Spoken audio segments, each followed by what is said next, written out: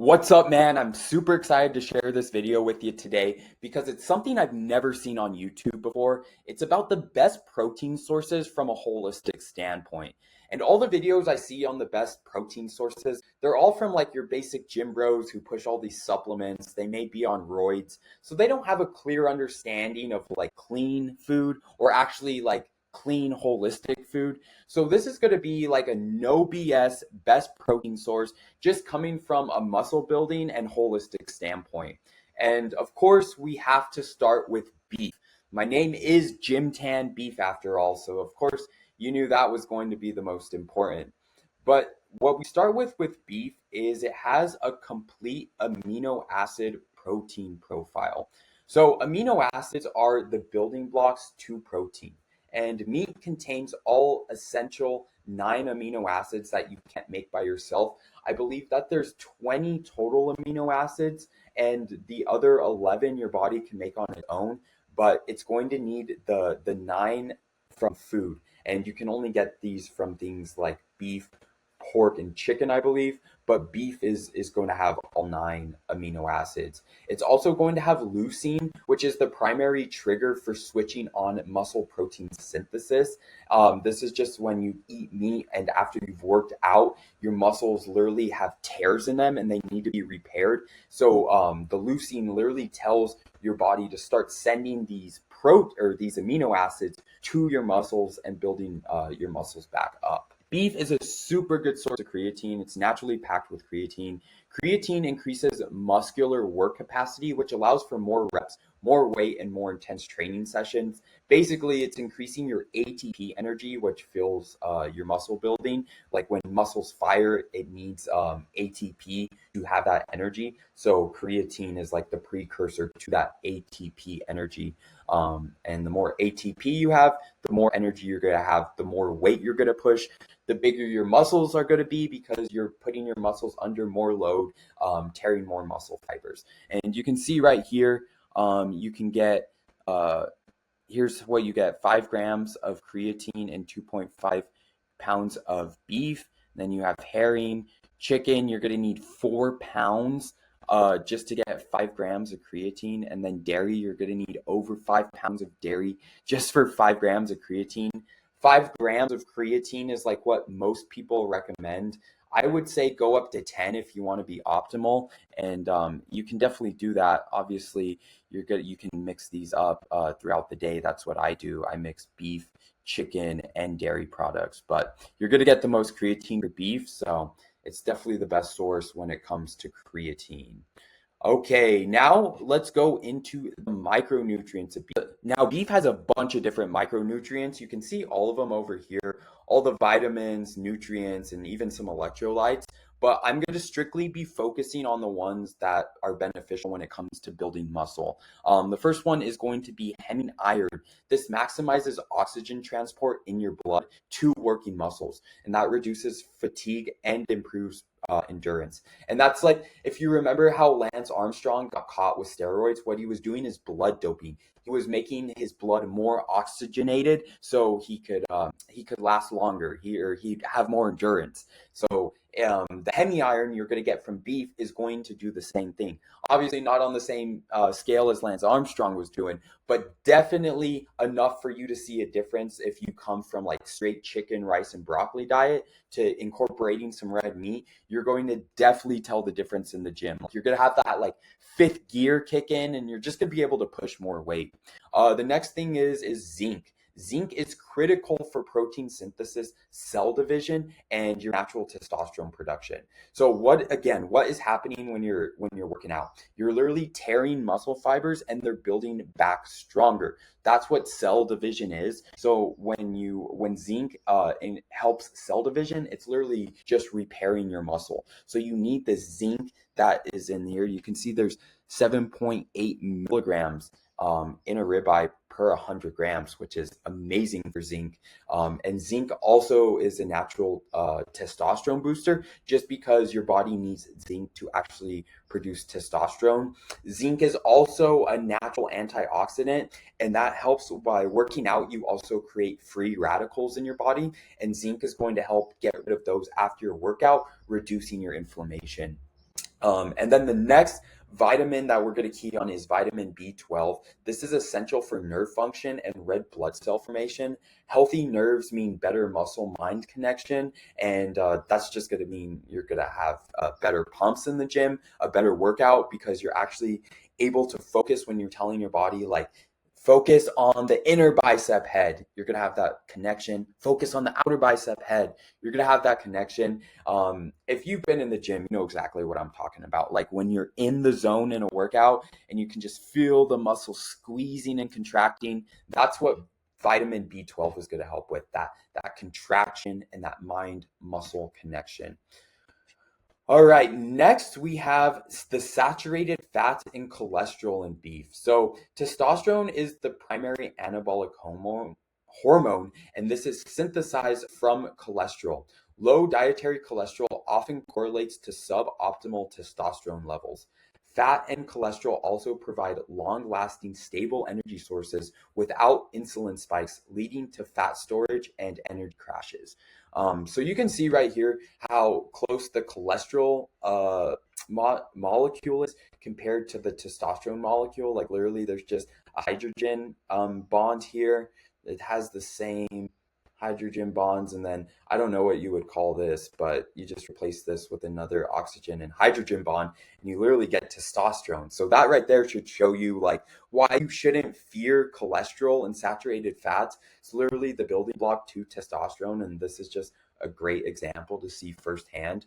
The modern world will tell you that cholesterol is the worst thing you can have and that you're going to die early if you're eating cholesterol and saturated fat, when really it's the building block to your testosterone. It's the building block to what makes you a man. So don't listen to anyone who tells you not to have fat and cholesterol, because it's literally going to take away your testosterone.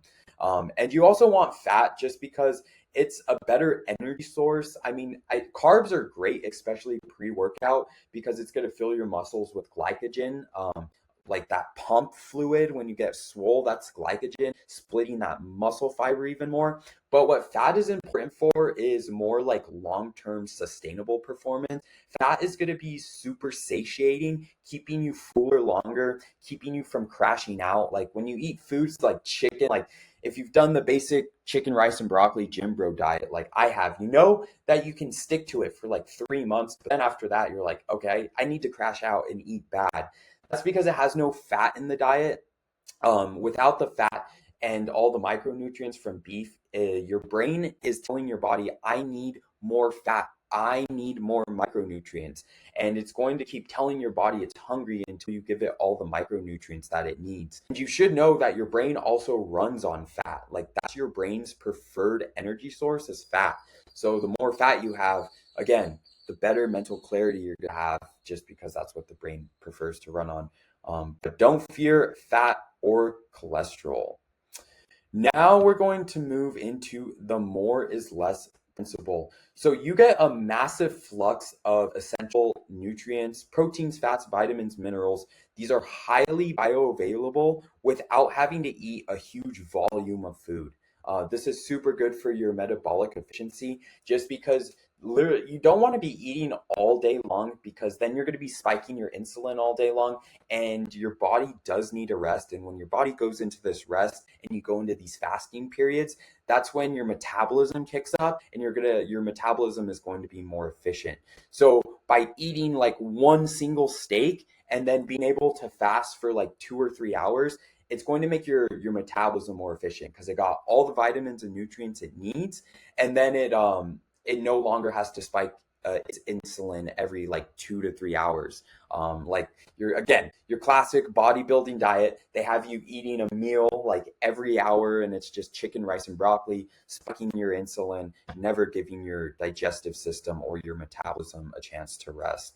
And yeah, this is my last point. This is why vegan bodybuilders also have to take a bunch of supplements, because they don't get any of these nutrients from their foods. And if you've just seen like any vegan in general, like a healthy vegan has like a whole counter exactly like this for their supplements, just because they literally can't get it from their food.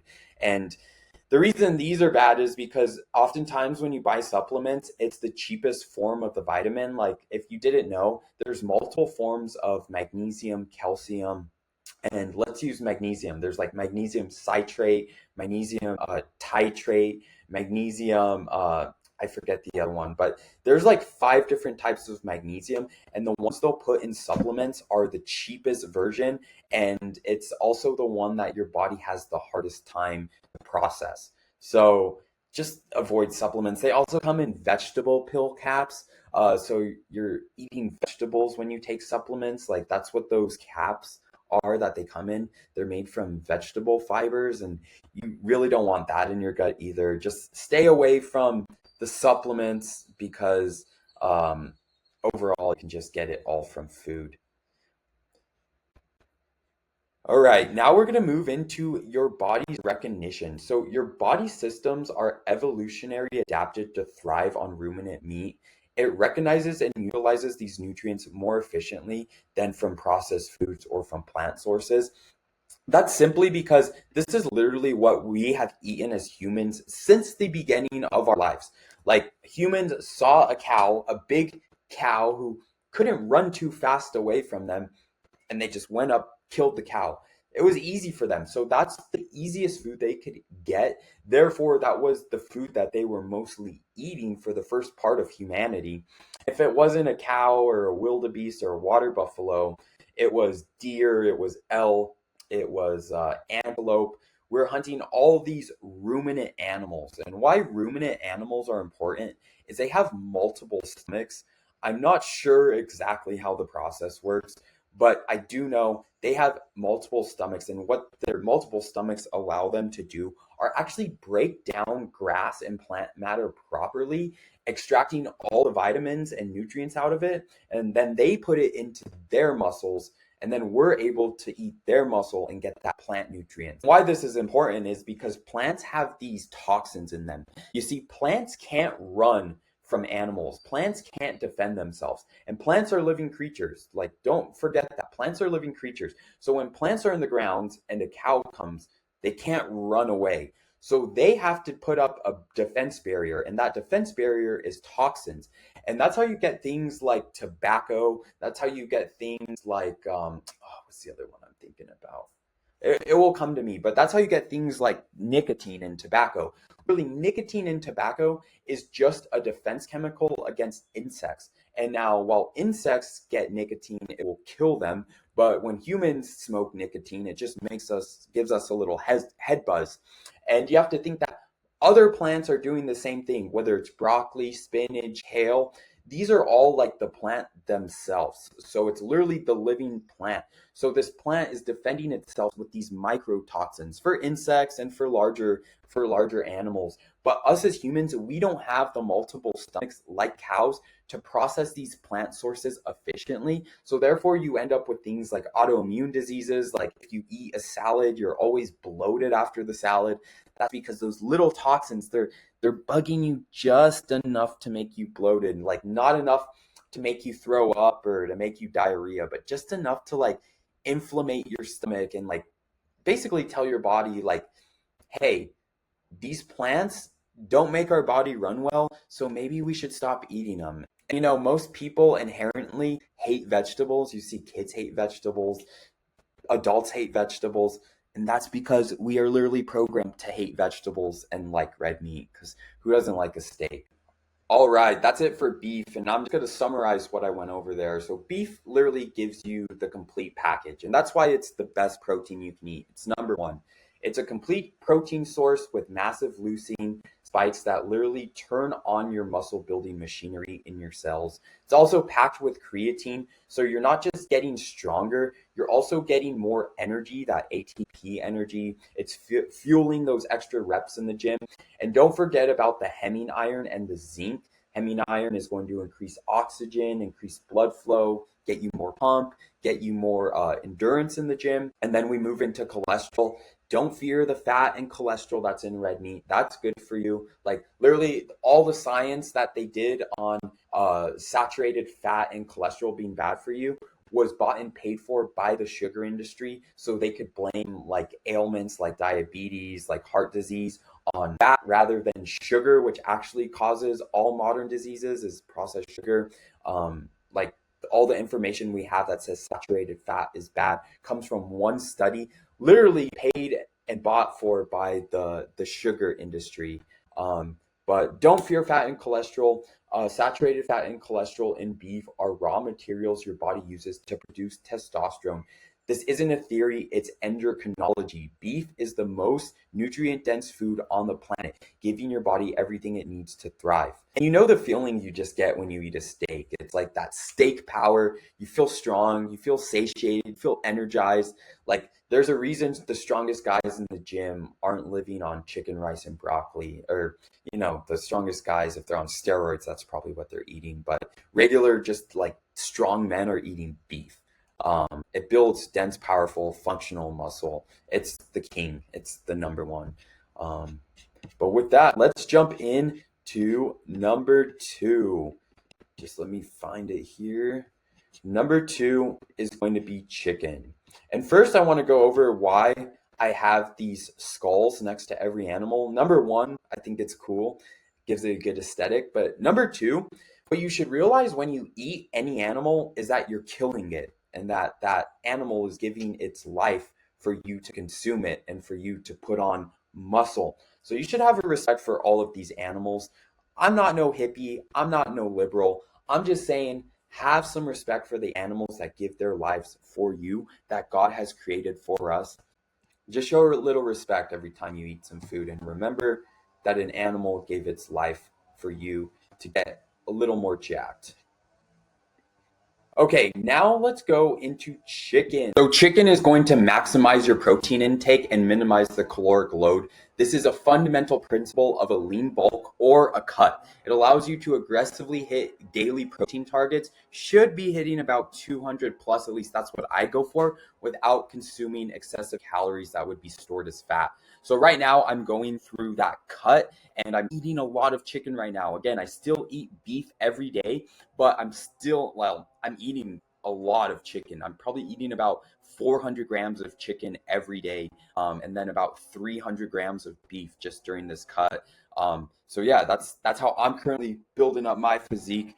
But let's move on to the leucine optimization. Just like beef, chicken is full of leucine, but there's a lot of leucine in chicken. And if you remember, the leucine triggers muscle protein synthesis. So without the fat and the calorie cost of beef. So you can still trigger your muscle protein synthesis, but you're not getting in all those extra calories like you would from beef. So that's why chicken is a great food to eat. You can still strategically eat chicken throughout the day, creating that pulsing effect, and then your body is in that constant state of muscle repair. So if you really wanted to be serious about bodybuilding, you'd eat like a little bit of chicken like every hour. That's like what a bodybuilder would tell you to do. I would suggest not to do that, spike your insulin and then constantly having your body work. But if you were going straight for like wanting to build muscle, wanting to pack on as much muscle as possible, eat chicken every hour. This is something that you can steal from a bodybuilder and that bodybuilder diet of chicken, rice, and broccoli, but still have the micronutrients that you're going to be getting from beef. So we're kind of blending holistic and bodybuilder gym bro culture here. But if you really want to optimize muscle, then just eat chicken about every hour.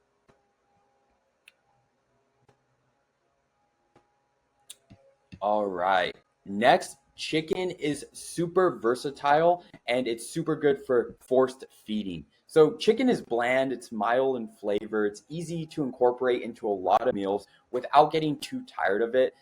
It's crucial when you're eating the same food every day. This is just like I'm sure you guys love steak. I love steak. I can eat it every day. I can eat beef every day. But after a while, I do crave putting some sauces on it, putting some spices on it, throwing some pickles on it, some onions, like just a little more flavor, something different. I think that's natural as humans. We just naturally get tired and want something new.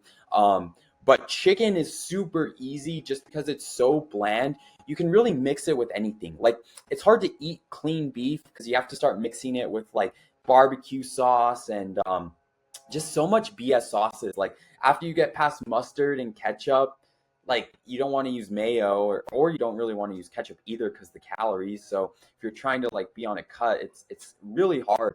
But something that's I love to do with chicken is literally just throw Greek yogurt on it. Greek yogurt is full of protein. It tastes like sour cream. You can even mix in like some spices into the Greek yogurt. It's literally like a dip, like you would dip a chip in it.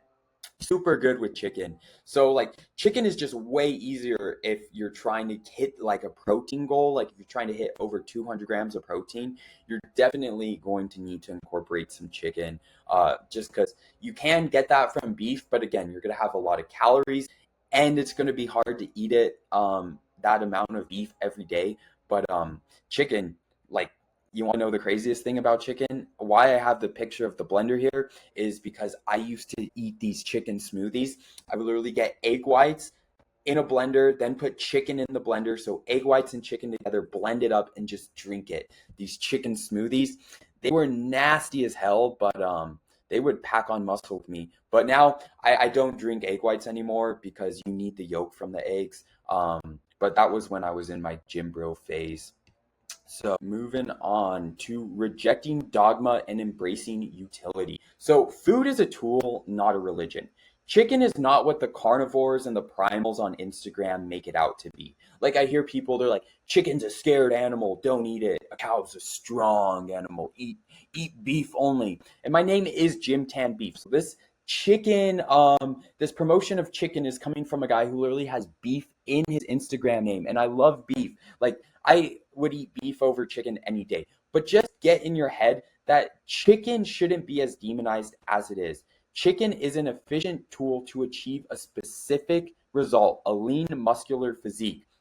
And think about our ancestors, these primals and these carnivores who say humans only eat red meat because that's what our ancestors eat. You think if our ancestors saw a wild chicken running across a forest, or any bird for that matter, it wouldn't be fair game for them to kill to eat? No, they would eat any protein source absolutely 100%. And that's what these pictures are right here. These are indigenous people. I think they're in Asia somewhere, and they look Asian, but they literally hunt chickens, wild chickens, with slingshots. And you think our primal ancestors weren't doing something like that as well? Like, easy chickens can't fly. Like, of course they were hunting these chickens. Of course they were eating the chickens.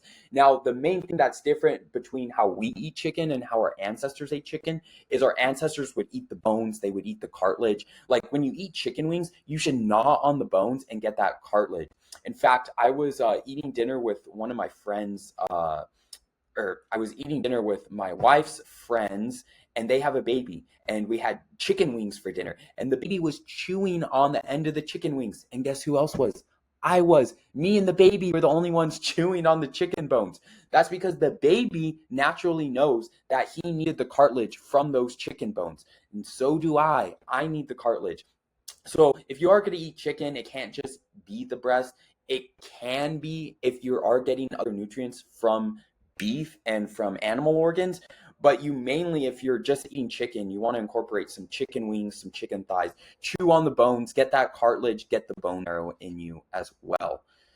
And the last thing that's best about chicken is it's economical. So the economics of chicken are just unbeatable. Chicken is the most scalable and cost-effective, high-quality protein source. So building a physique requires a massive amount of protein, and chicken just makes it economically feasible. Like, especially in today's economy, I don't know who's out there eating like 3 pounds of beef a day or building a physique off of beef. Like, good for you. You must be killing it. But that shit's expensive. And I understand not everyone can just dedicate all their money to diet. So chicken is definitely the best when it comes to price. And obviously, I'm not eating this Costco chicken in a fucking plastic container.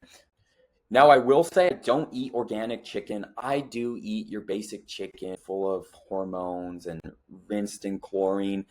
I just eat so much chicken a day, and one like pasture raised chicken breast is like $8. I can get like freaking probably three chicken breasts for $8. So again, it's all about the economics of building a physique. Most people are eating that chlorine chicken and seed oils and tap water. I think if I'm just getting the chlorine from the chicken, I'm going to be okay. And I should have gone into more detail, but they wash chicken in chlorine that they sell in Costco and all their stores to prevent salmonella. But that was it for chicken. Let's move on to pork, which is number 3. Now, this might surprise a lot of people because there's a lot of misinformation out there about pork, but let's get into it. So pork is high in thiamine. So thiamine is just B1. Pork is the richest source of thiamine, which is a crucial vitamin for converting carbohydrates into usable ATP energy. Thiamine powers your cellular energy factories or your mitochondria directly, impacting training performance and recovery. No B1 equals no recovery or no energy. Thiamine is crucial for your nerve signal transmission, ensuring strong muscle-mind connection for your contractions when you're working out. So again, if you're eating carbs, I eat a lot of potatoes, I eat a lot of fruit, the thiamine or the B1 is going to help convert those carbs into actual usable energy instead of using it as stored fat. And the B1 is also, again, going to help that mind-muscle connection. Again, when you're lifting weights, a lot of people waste their time in the gym just like swinging around weights, doing whatever. But if you actually like take your time in the gym and you lift intentionally, then you're going to make a mind muscle connection. You're going to be a lot sorer the next day, but you're also going to grow more because you're literally working that whole muscle instead of working other surrounding muscles and just like literally wasting your time in the gym. All right, let's move on to pork. Okay.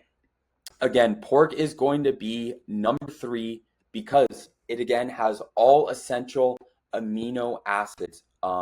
It has all 9 that you can't get naturally from food. So it's just like beef, just like chicken. Pork is going to come in there too. You need all 20 for building muscle, but remember, 11 of those you can make yourself. 9 of them you can only get from food. Pork is also high in creatine and carnosine. So again, we went over how creatine affects your ATP energy. Pork is only second to beef, and even some cuts of pork have more creatine than beef. So I think it's pork loin has more creatine than beef. So if you want more creatine and want a creatine max, then throw some pork in your meals. It also has high carnosine levels. Pork is particularly rich in carnosine, which buffers acid in muscles, fighting fatigue and allowing for more reps. So creatine is going to increase your ATP energy, leading to more reps. And then the carnosine level is going to decrease fatigue, allowing for more reps. And that's what you want in the gym. You want that feeling of being able just to pump and keep going. Like that's what you get from these pre-workouts and creatine. Like I used to take creatine every day. I don't take any supplements now. But I used to be addicted to pre-workout too. And just that feeling in the gym where you're like totally dialed in on your workout, you're just like stemmed out of your mind. The mind muscle connection is crazy. That's because in these pre-workouts, they're putting things in like, of course, creatine, but they're also putting in carnosine. So you can get these things from natural food sources. Like for example, the niacin, like niacin is what makes you itchy in pre-workout, like has you scratching like a crackhead. That can be found in beef liver, and it's in an amount in beef liver where it doesn't have you scratching yourself like a crackhead. So you can just like have all these, or you can get all these things in supplements from natural sources. But let's go into the more controversial area of this. And this is the myth that pork is a dirty animal or against the Bible. Now, keep in mind, I'm a Christian, so if you're Jewish, or Muslim, I guess, you definitely, I guess, can't eat pork, or at least that's my understanding. But as Christians, we have to throw away this understanding that pork is a dirty animal. Like, we can't be following Jewish law. We can't be following Muslim law. We are Christians. We don't have to listen to this bullshit anymore because the pork myths are cultural and religious relics. They're not in scientific fact. The notion that pigs are unclean has zero basis in modern food science. Now, commercially raised pork is highly regulated and inspected. See, in the ancient Middle East, pigs were often scavengers, and if undercooked, they would transmit parasites like trichinella. Trichinella is super gross. It's like worms that grow through your muscles.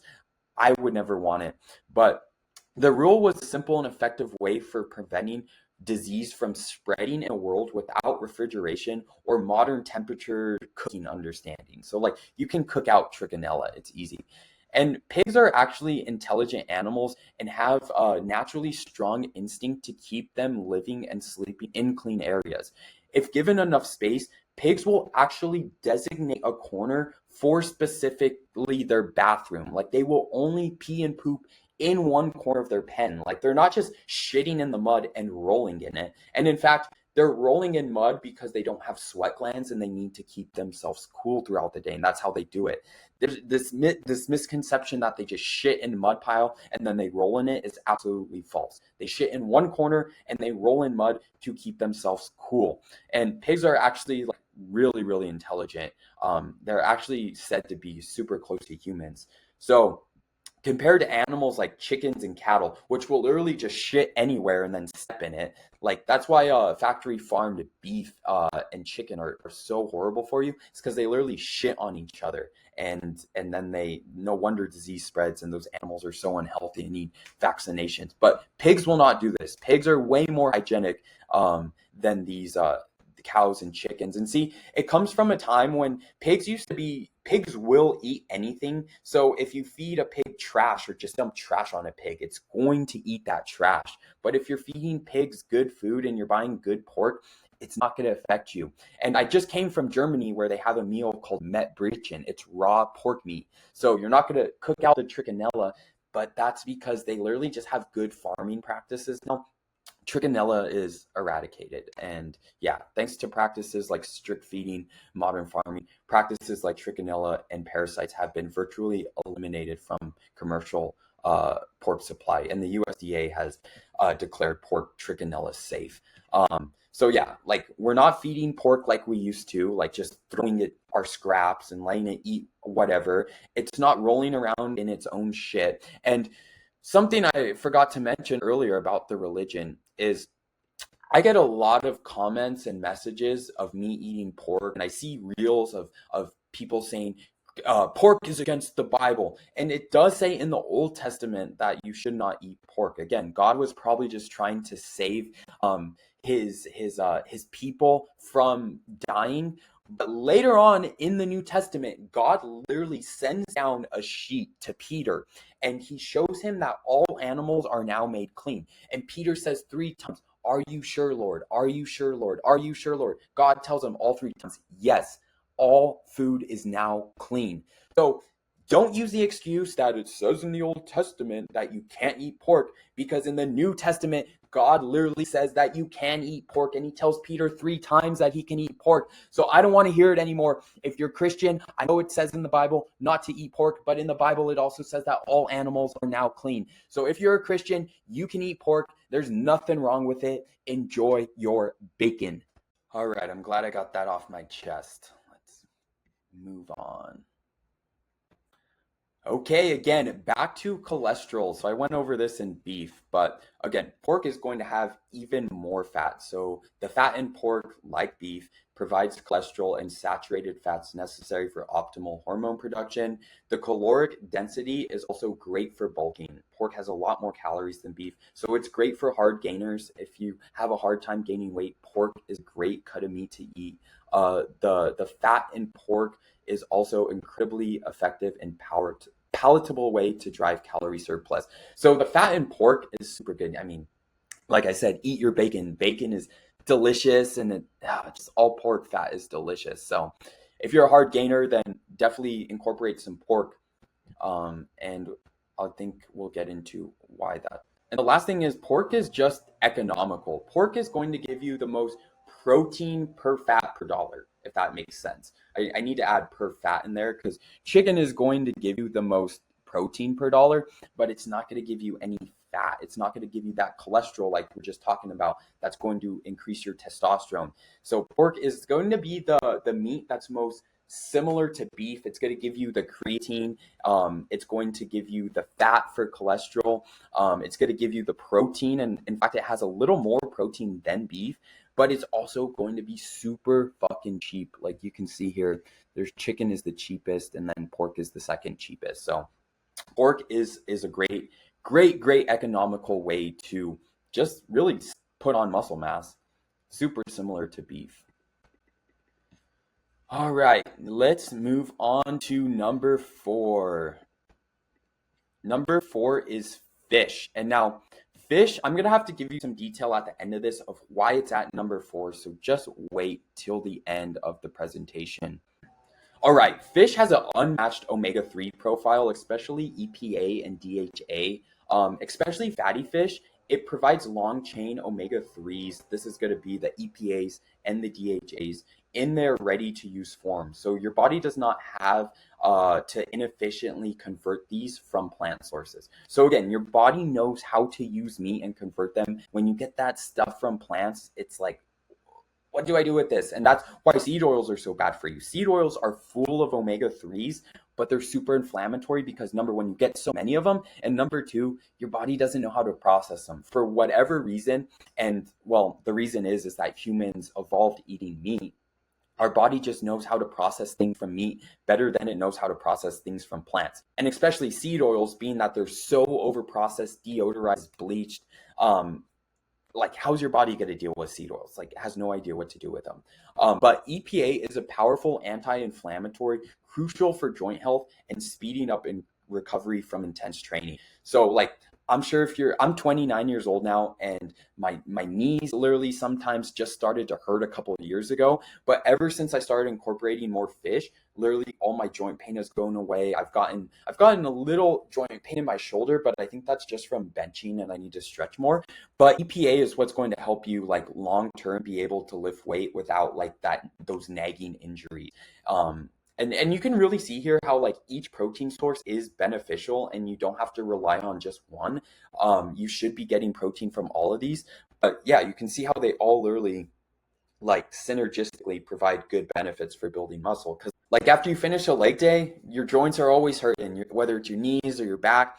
Get some fish in there. It's anti-inflammatory, brings down that inflammation, allows you to recover faster, and allows you to get up the next day and train hard again. So get that EPA in. And then the DHA is a primary structural component for brain and rental health. It's literally your brain food. So you need your brain when you're training too. You don't need your eyes so much unless you're checking out your sweet pump in the mirror.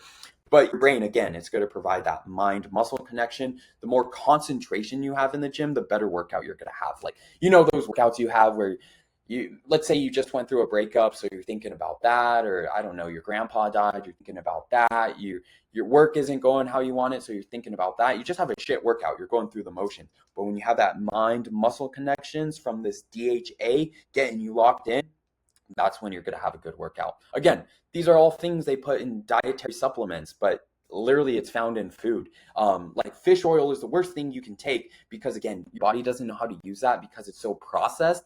And then they put it into these vegetable pills, and you just don't want those. All right, moving on to vitamin D, or the sunshine vitamin. So fatty fish is one of the only significant natural food sources that have high amounts of vitamin D, which is essential for your immune function, your testosterone production, and calcium absorption for the bone. So really you want to be getting vitamin D from the sun. Like I'm sitting inside right now and there's this window here. I'm not getting any vitamin D because this film on the window, like this film, literally prevents all the UV rays from getting through, and I'm not getting vitamin D because you need the full spectrum from the sun. So if you are inside a lot, and for whatever reason, if you're not going outside, which you should be at least 3 times a day, but if you're not able to get outside, you need to get this vitamin D from other sources. And don't be getting it from pills because, again, they're going to be using the cheapest form of vitamin D that your body doesn't know how to process, and it's going to be so industrialized and so processed in vegetable capsules, just not worth it. Eat some fatty fish instead if you can't get some sun on your body. But it's also going to allow your calcium to go into your bone instead of your arteries. A lot of people don't know this, but you can say like drink a lot of milk for healthy bones, but if you're not getting in vitamin D, and I believe it's K12, then your body actually sends most of the calcium to your arteries instead of your bones. So you need vitamin D and K12, so it sends the actual calcium to your bones, making your teeth stronger, giving you white teeth, making your bones more dense, giving you more bone structure, stronger facial features, and just so you don't break your bones. It's also good for immune support. Like, again, when you work out, you create these free radicals in your body. These free radicals need to be taken out, and vitamin D is going to do that for you. So if you can't get sunshine, eat some fatty fish, but ultimately you should really be getting most of your vitamin D from the sun. And that's really why fish is number 4, is the vitamin D isn't that important. All right, now we're going to get into selenium, and this is super important. I see a lot of people suffer through this. Selenium is an essential component of enzymes called deodeogenase. These enzymes are responsible for converting inactive T4 into active and powerful T3. So with sufficient selenium, you are efficiently producing your thyroid hormone, which controls your metabolism. Your metabolism controls how quick or slowly you burn fat. So I know so many people that have thyroid issues, like probably about 6 people, and they're all older people. And the thing is you shouldn't be having thyroid issues. You think our ancestors just had thyroid issues? Because the number one thing I hear from these thyroid issue people are, doesn't matter what I eat or how much I exercise, I just can't lose weight. That literally makes you a superhuman. If you can eat as much food as you want and never lose weight, that means you can effectively live forever. You're effectively invincible. Like, if we put you in a prison, didn't feed you any food for the rest of your life, you would just continue to live because you're slow metabolism. Like, make that make sense. Like, think about that logically. If you have a slow thyroid and someone locked you in a cage with no food, no water, you would just live. Well, maybe they give you water so you can have your water, but no matter what, you just won't lose weight because of your slow thyroid. Like, literally, think about that. You need a good functioning thyroid, and you're going to get that from things like selenium. And a lot of it too comes from the sun, having a good thyroid. But you just want to make sure you have the energy and you're in that anabolic state of fat burning. That's what your thyroid does. And these are actually drugs that bodybuilders take. Like, just like they take steroids, bodybuilders will actually take T3 and T4 to speed up their metabolism. And do not do this because it will fuck up your metabolism, and you do not want to mess with your metabolism. Like, that is the one thing that you do not want to fuck with, is your metabolism. Steroids are a better idea than fucking with your metabolism and taking T3 or anything with your metabolism. But yeah, just get it from a natural source regardless. It's going to But just get it from natural source regardless. You don't want to be taking anything synthetic. But you can see here how the thyroid works with the pituitary gland. So it's your pituitary gland is also what like releases like HGH and tells your body to grow. So there's a lot of functions in the metabolism that are super important. So you want to make sure you're getting your T3 and your T4. All right, now you may be saying, hey, bro, there's a lot of good benefits to fish. Why is it number 4 on the list?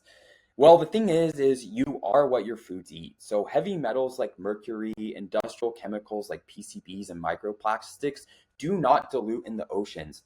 They literally are concentrated, and they get more concentrated as they move up the food chain.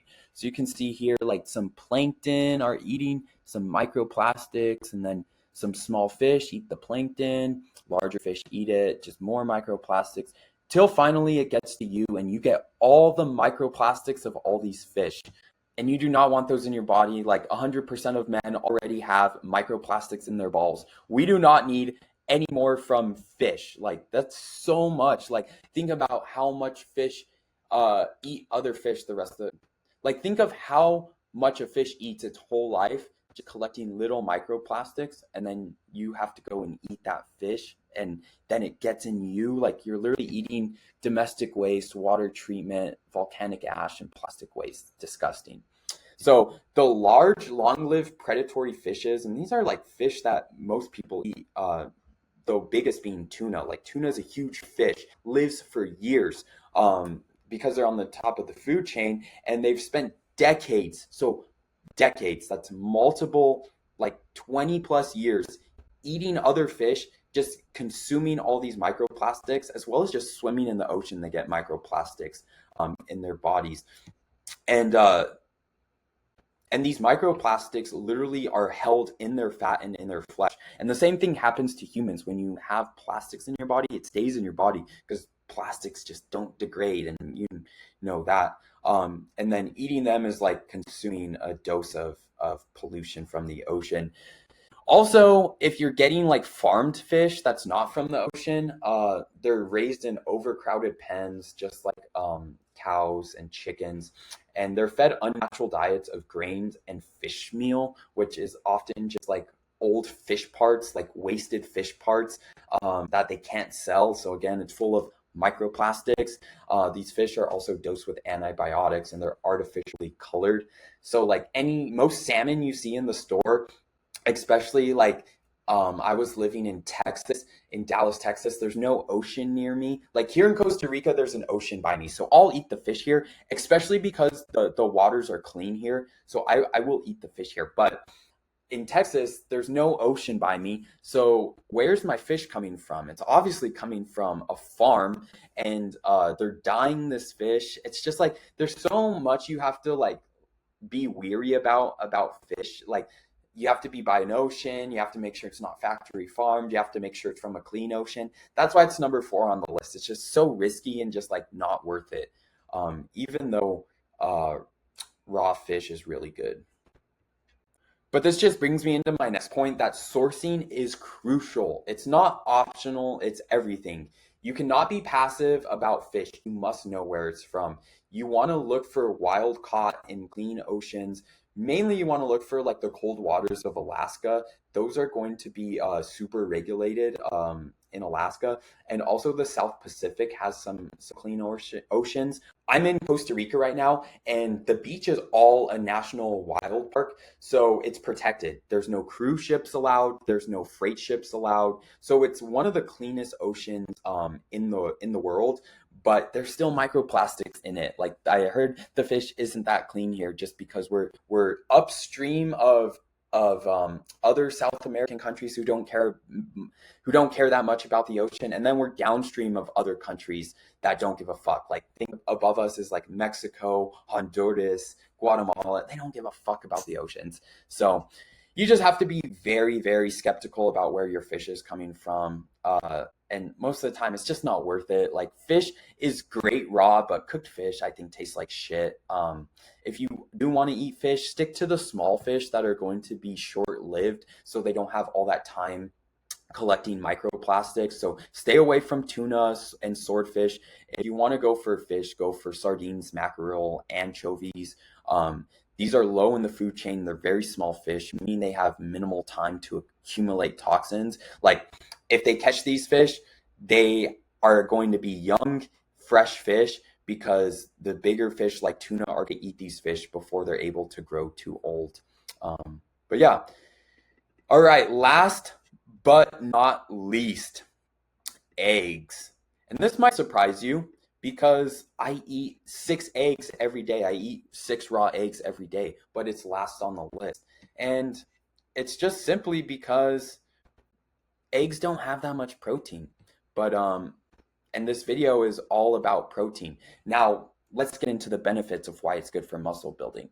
So eggs have choline, and choline is crucial for brain function, nerve signaling, and your liver health. So it's a precursor for acetylcholine, a neurotransmitter involved in muscle contraction. So again, that mind muscle connection. When you're pumping weight in the gym, you're thinking about, oh, I have to move my chest. Oh, I have to pump my bicep. I have to pump the tricep.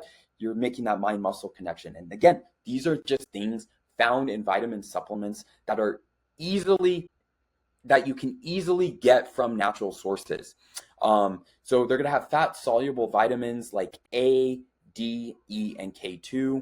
Vitamin A and E are potent antioxidants that support your recovery and immune function. Again, when you work out, you're going to create free radicals in your body. You're going to need vitamins to get rid of those free radicals so you heal properly and you don't have as much inflammation. Vitamin D, again, supports your immunity, testosterone, and calcium absorption. We went over vitamin D, I believe it was in fish, so don't have to go over that again. Oh, vitamin K2. I was talking about this when it came to fish. Vitamin K2 directs calcium into the bones and teeth and away from your arteries. This is super, super good for long-term cardiovascular and skeletal health.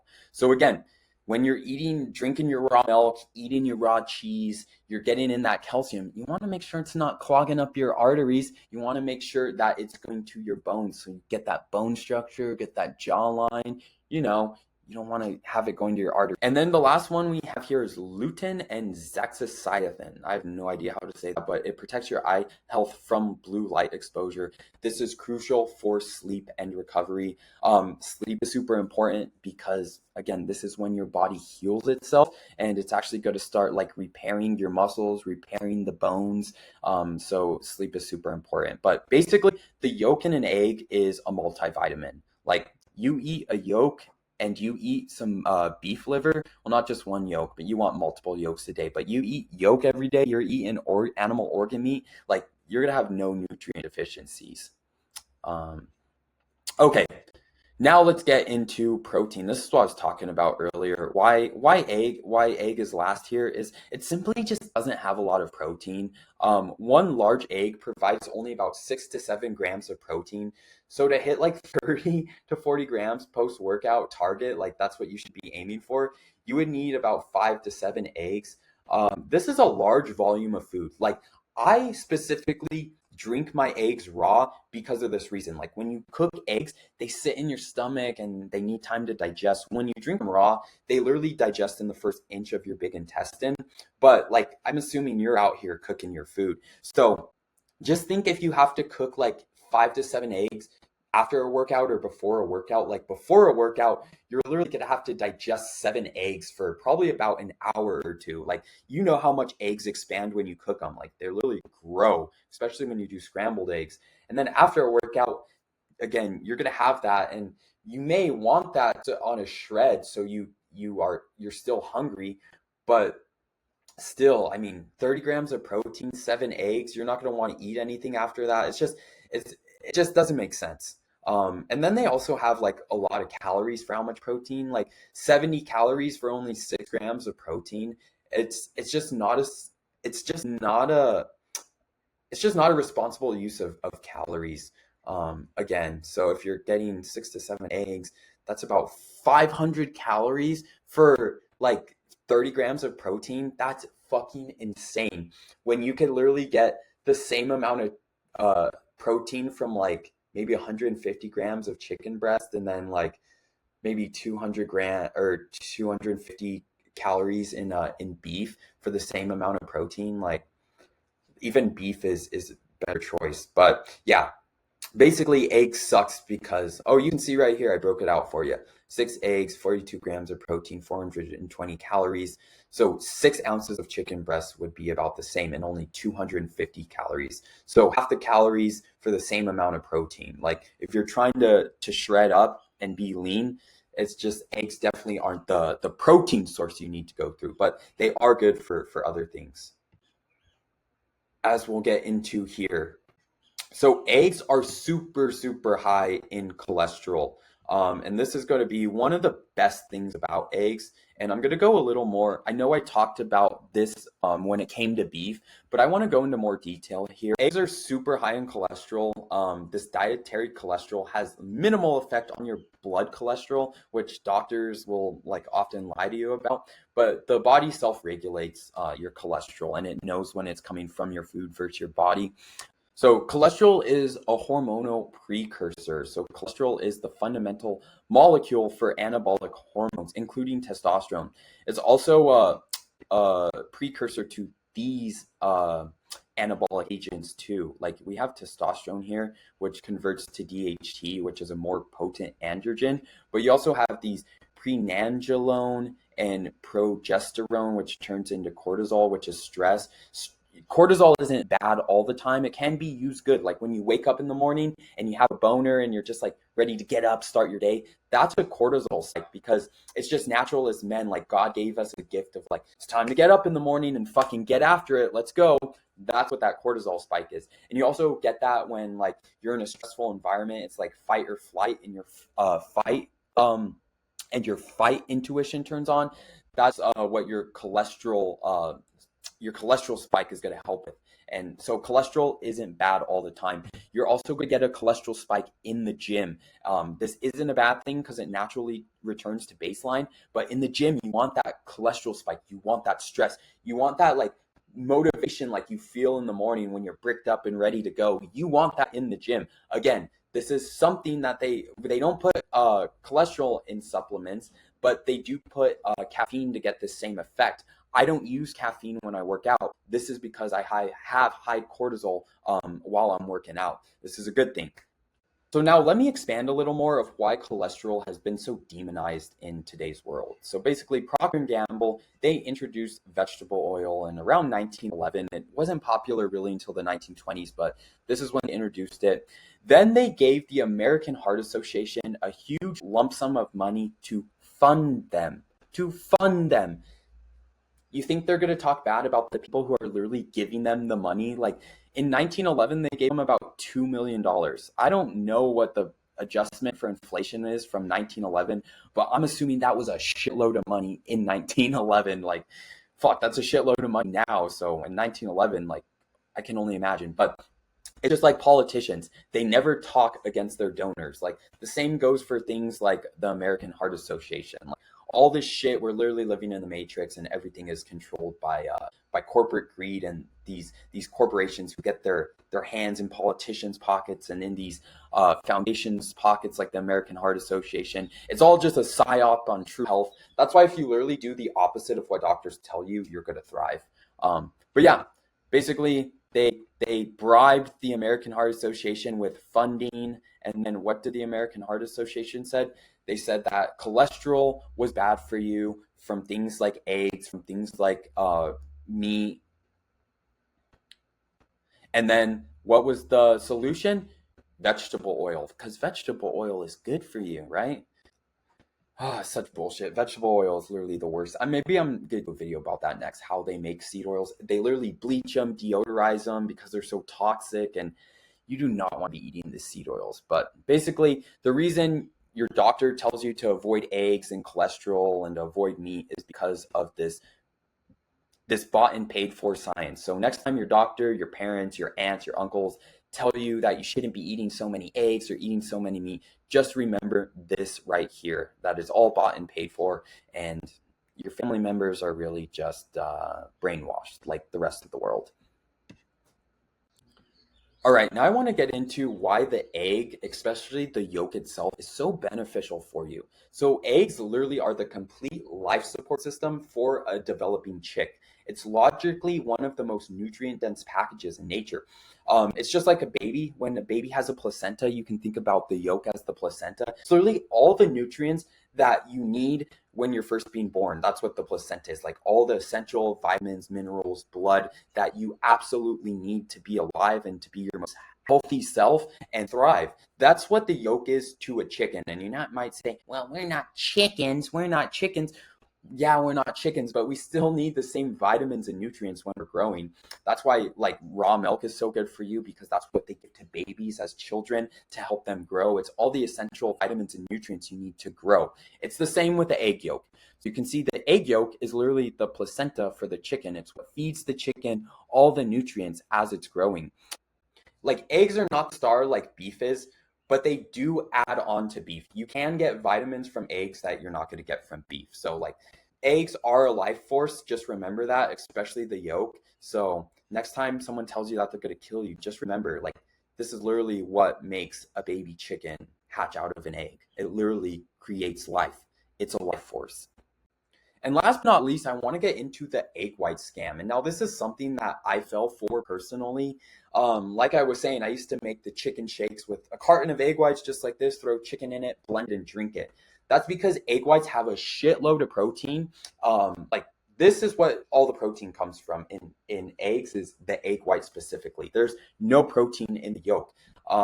So that's why bodybuilders drink egg whites. That's why I was drinking egg whites, because I was only focused on the protein. But it's really just like nutritional ignorance. You're discarding 90% of the vitamins and minerals to save only about 40 calories and avoid like the scientifically debunked fear of cholesterol. Like, really, think about that. You're only saving 40 calories drinking these gross egg whites when you can literally drink a whole egg or cook a whole egg, and you're going to get all those vitamins and nutrients that literally support life. You're going to get that vitamin B, you're going to get vitamin D, vitamin A12, like all those vitamins we went over earlier in the presentation. You want all of those working synergistically together. Like, if you just drink egg whites, you're going to crash out. Like, this is what the bodybuilders drink. Again, they drink chicken, or they eat chicken, rice, and broccoli, so food with no micronutrients, no vitamins, and then they drink things like egg whites. I remember I had a bodybuilding coach when I was in college. His name was Sadiq Hazovic. I would literally eat chicken, rice, and broccoli. I would eat tilapia and quinoa, and then for breakfast I would only have egg whites with coconut oil. Like, such bullshit food.